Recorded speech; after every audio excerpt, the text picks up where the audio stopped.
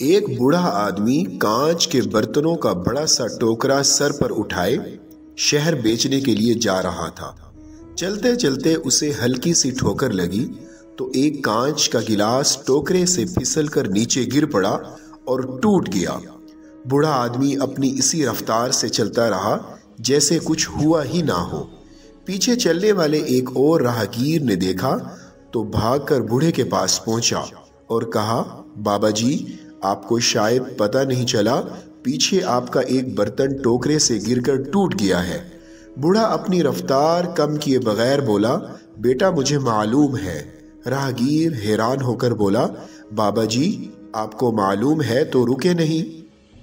बूढ़ा, बेटा जो चीज गिरकर टूट गई इसके लिए अब रुकना बेकार है। अफसोस करता, फिर टोकरा उठाकर सर पर रखता तो मैं अपना टाइम भी खराब करता, टोकरा रखने और उठाने में कोई और नुकसान भी कर लेता और शहर में जो कारोबार करना था अफसोस और तासुफ के बायस वो भी खराब करता। बेटा मैंने टूटे गिलास को वहीं छोड़कर अपना बहुत कुछ बचा लिया है।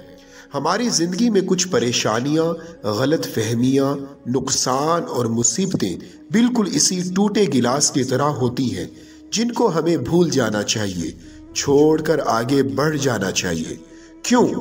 क्योंकि ये वो बोझ होते हैं जो आपकी रफ्तार कम कर देते हैं, आपकी मुशक्क़त बढ़ा देते हैं, आपके लिए नई मुसीबतें और परेशानियां घेर लाते हैं, आपसे मुस्कुराहट छीन लेते हैं, आगे बढ़ने का हौसला और चाहत ख़त्म कर डालते हैं।